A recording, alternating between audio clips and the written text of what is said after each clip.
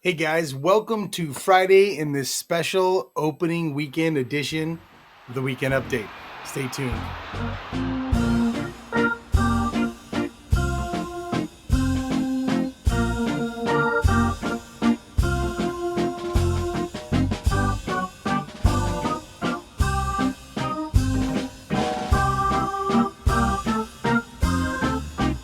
Okay, guys, happy opening weekend. We've got Carlsbad Youth Baseball and the Tigers.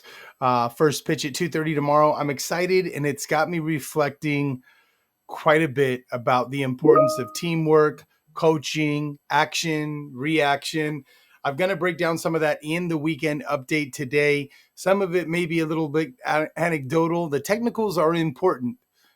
Things like what happened today, the PCE, the personal consumption expenditures, otherwise known as PCE, the number one inflation indicator for the Federal Reserve as they continue to monitor sticky inflation, monetary policy, etc.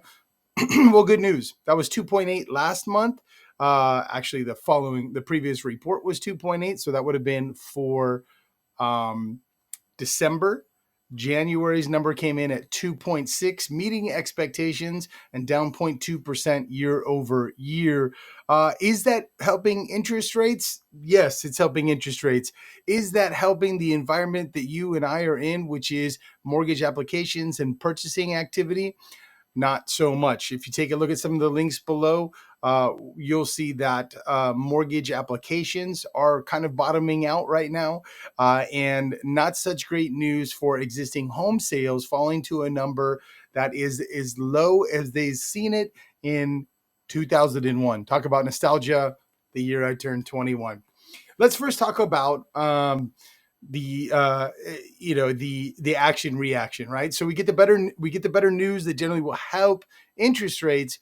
But if interest rates are coming down a little bit, why are we not seeing the momentum on the buyer seller side? Well, there's a video on CNBC that talks about the housing market right now, how the average interest rate held by someone who owns a home is in the mid fours, while regardless of what you're seeing, what you're hearing on flyers or clickbait, the 30-year fixed mortgage average is still in the high sixes.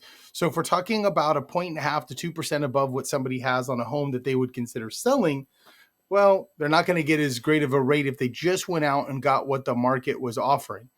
That's where the coaching and partnership between you and sellers come in, utilizing tools like List and Lock, which helps sellers offer a more competitive rate than what's available on the open market on their sales side, plus receive up to $5,000 in closing costs on their next purchase when they use CMG. These are things that we're able to do as a free market that the Federal Reserve is not able to do in manipulating interest rates. Let's also think about what happens when interest rates start to improve and why. Well, normally that means a flight to safety from investors out of equities into bond markets. There are indicators that cause investors, especially institutional investors, to flee towards safety. Usually that's weakness in GDP. That could be weakness in retail spending. That could become weakness in labor. All of these things are factors that are headwinds for the buyers who are hopeful for a lower interest rate without cognition of what gets those interest rates accomplished. Very simple. We recently went through the biggest global crisis in our generation, in our lifetimes. And the reason we got those interest rates that spurred on a boom in both refinance and purchase business, well, it was the global health crisis, right? If you went back prior to that, when you saw money as cheap as it was, or somewhere even close to where it was during the global shutdown and COVID 19, you had the Great Recession, a cute name for the successor to the Great Depression. So let's be cognizant of the action and reaction, the read and react of how we get better interest rates, and sometimes why those interest rate stimulus reasons are not where going to help us in our market. So, reasonably good news for inflation coming down 0.2%, but we're seeing that not translate into home buyer activity. The other thing I think about is I'm constantly working with shortstops and second basemen to work in concert with each other is the partnership or lack thereof you may have with a lender like me. In a market that's so uncertain, that can be so volatile, a lot of the work that we do is coaching, it is preparation, it is confidence building, so that when they go with you to find a home that meets all their needs and checks the boxes for them financially, even if it's a bit of a stretch from what they're currently renting at. News will tell you that we're down over 7, almost 8% from the heights of the disparity between peak rents. So people might be feeling a little bit more comfortable, and in my terms, comfortably numb with their rental.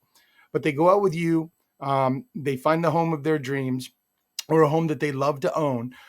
It's really critical that the value of the partnership between you and your lender has gotten them into a place where they're confident and comfortable with the numbers and ready to make an educated and aggressive offer. An aggressive offer in my world today still is asking for some closing cost credits, because we know we can offer things that are of high value to a seller that are not necessarily monetary considerations.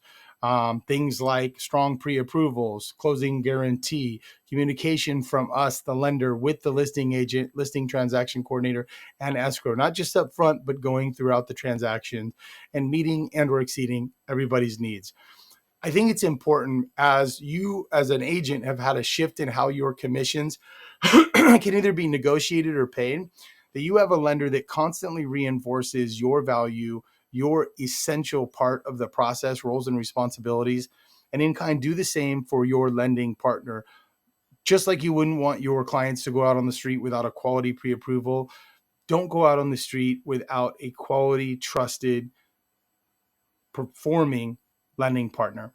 This is part of what we do for you guys to help boost your confidence, both in the market and knowledge in the market, but hopefully gives us affords us an opportunity to be your lending partner if we're not already. Have a terrific weekend. Go Tigers, opening weekend. Can't wait for Major League too.